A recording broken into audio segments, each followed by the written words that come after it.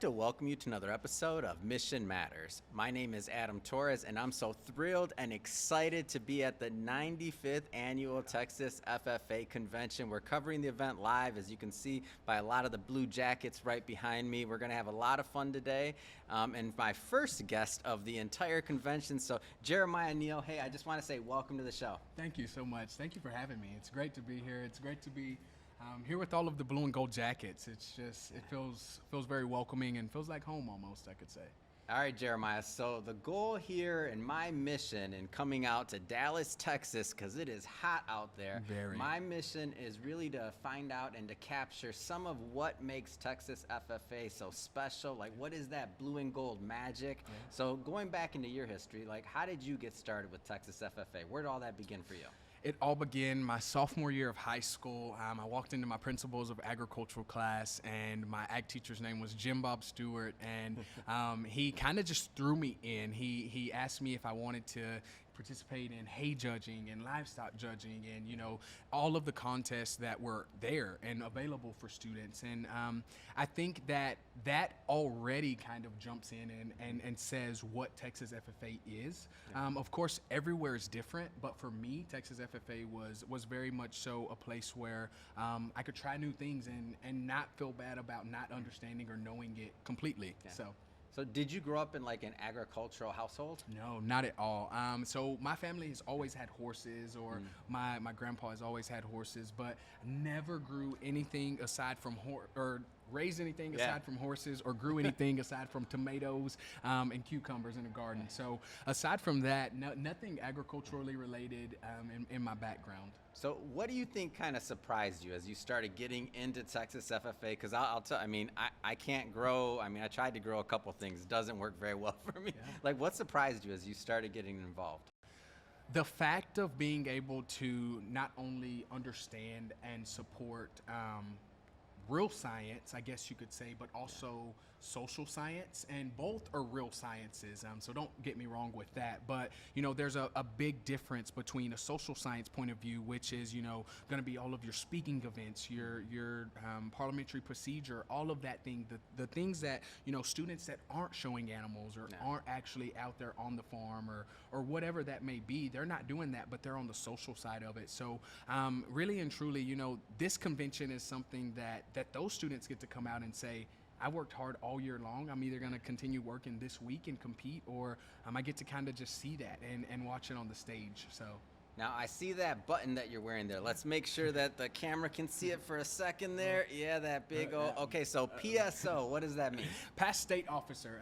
So in 2019, 2020, actually the year that COVID started, I got the chance to serve Texas FFA as a state officer with 11 other humans that were just great. We were able to really just make the year ours, even though the year wasn't really ours. Yeah. It was a year for everybody to learn. But yeah. So a lot of business owners, entrepreneurs, executives watch this, and I'm always telling my audience, I'm like, Texas FFA, that's our future leaders. That's where they're at. That's our current leaders. They're leading in things like you're doing as a past state officer. Talk a little bit about the leadership skills and maybe some of the just life skills that you learned through being part of this. Yeah, for sure. So being a part of this actually has driven my whole career now as to where I am seeing myself headed, I guess you could say. I'm very passionate about leadership, so hopeful to become a leadership specialist. I'm getting a degree in ag education and leadership from Texas Tech University, but once finished with that, I plan to open up a leadership business to where I'll actually go out and help and teach students and those around, you know, not just about what the world is, but also about what you are within the world. And I say that, and that just simply means, you know, it's okay to be you. It's okay to be different. It's okay to not understand the difference between a down-eared hog and an up-eared hog, or the difference between... Guilty. I don't know. I don't know what either of those. It's okay to not understand that, you know, a Duroc may be red and a cross hog, maybe, you know, a different color. So that's something that we're really striving for in today's time. And I say we're, and that's myself and those that I surround myself with. Very, very passionate about the leadership and the things that we were able to learn from this organization. So that's just general communication skills, being welcoming and open to knowing and to understanding students and their outcomes and their walk, and just so much more. I get it kind of full when I get to talking about it, so it makes me pretty happy. So now you're at Texas Tech. I feel like, and I don't know, I could be wrong, but I feel like all the colleges and just the history and just the legacy of FFA and Texas FFA on the state. I mean, when you got there, was it kind of like, okay, now you graduated, obviously you can't wear the jacket anymore because you graduated out of it, but now there's got to be so many Texas FFA alum and members and people that are out in Texas Tech and otherwise.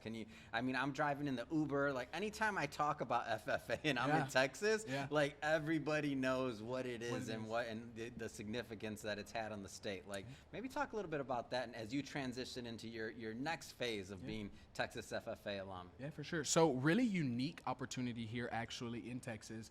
It does vary throughout the different states, but we can actually serve our first year if you're not the first vice president or the president, and you can go to school at the same time. So I actually had the privilege to get into Texas Tech, get active, kind of find my way, but also it was still limited because I was busy with FFA. I was still, serving over 134,000 members. We were actively, facilitating multiple workshops a week. So it was just fun things, but it comes with a balance, and it also comes with the fact of understanding that, hey, this is where I'm at right now.